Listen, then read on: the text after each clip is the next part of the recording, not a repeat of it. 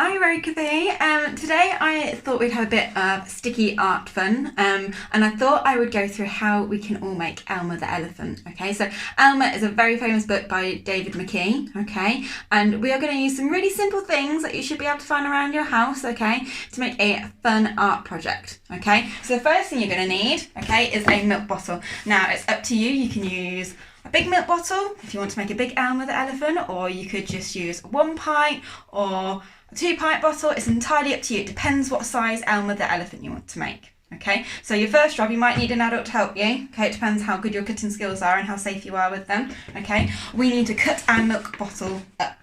Okay, so the first place we're going to cut, okay, is the handle here, because this is going to be the trunk of our Elmer the elephant. Okay, so we're going to snip it just quite near the bottom. Okay, that is going to be his trunk. Okay, and then I'm going to cut about halfway down to start with to make it easier cutting wise. Okay, so I'm going to cut into my plastic and chop my milk bottle in half. Okay, this just needs to be rough to start with, okay, because we're going to take it a bit higher up. Okay, so ta-da! Okay, you should have something looking like this. Okay, now our elephant is a little bit too big at the minute, so we're going to make him a little bit smaller. Okay, so we need to have gaps to put our legs in, so I'm going to take my cutting a little bit further up, okay? I'm going to probably take another half of my finger up on it, okay? So it's all about estimating, so we may decide that we need to cut a little bit higher up, and that's fine. Depends how massive you want your Elmer the elephant, okay?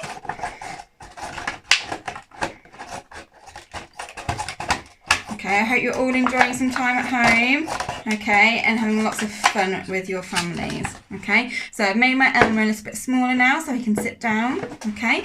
At the back of my elephant now, okay, so at the back of the bottle where it's nice and curved round, okay, so the opposite side to our trunk, this is where his tail is going to be, okay. So for his tail, we're going to cut a slit into it like a triangle, okay. So probably about 2 centimetres up, okay. I'm going to cut up about 2 centimetres, okay, so I've got a line straight up, and then I'm going to do a triangle, okay, to create a point like this, okay. I need to do the same on the opposite side, so then we've got our triangle for our tail, okay? So on the opposite side, I'm going to go up in a diagonal line to start the part of my triangle, okay? And then I'm going to chop that bit out, okay? So I've got 2 triangles that I've cut out of my milk bottle, okay? So it looks something like this. Obviously yours will be much neater than mine, okay? So there we go, we've got our little tail for our Elmer the elephant at the back, okay? So now we've got our tail, we've got our trunk at the front. We now need to cut out our legs, okay, because at the minute it still looks a little bit like a milk bottle, okay? So at the front, this is a really tricky part for cutting, so if you need an adult, just ask someone for help, please, okay? So around the front then, I'm going to cut a semicircle around the front to make his legs, okay? So watch carefully first, okay? It's almost like I'm doing a bridge to go underneath Elmer's trunk, okay? Okay, so like that, okay, I've got the front of my elephant there, okay, once you've gone around it once, it makes it much easier to make it neater afterwards, okay. Okay, there we go. So I've got my first bridge, okay, my first semicircle there, okay, for the front of my elephant, okay. So now we're going to do 2 smaller ones at the sides of our elephant, so then he's got 4 legs, okay, otherwise doesn't really look much like an elephant with 2 legs, does he? Okay, so at the side of him now, I'm going to do another semicircle. I'm going to do this one much thinner though. You can still do it as tall as the other one, but it's going to be thinner, otherwise he's going to have no legs. Okay, so about this size, I've cut off him, okay, and he looks a little bit like that at the side. I can now use this if you've done a nice neat semicircle already, okay, this nice neat bridge, okay, it doesn't really look much like a semicircle on here, does it? Okay, so once I've done this nice arch like this, I can use that on the other side, okay, and then I can use that as a stencil to cut out my other leg to make sure that he's nice and even, okay. It's a bit fiddly at times, but the gluing afterwards is so much fun. Brilliant. Okay, so now, ta-da! Got the trunk of my elephant, of my super Elmer I'm going to make. Okay, got his nice little jiggly tail at the back.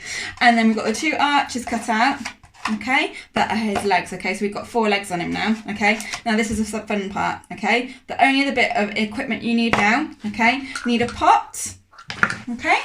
You are going to need some PVA glue and a little bit water, okay, a paintbrush, and if you've got some different coloured paper, it could be wrapping paper or it could be tissue paper. This is what we're going to use to decorate our Elmer the elephant, okay. So you're going to get your PVA glue. You might want to dab a little bit of water into it to make it slightly runnier, otherwise it might rip the paper when you put it on, okay. So I'm going to dab some glue onto my milk carton, okay.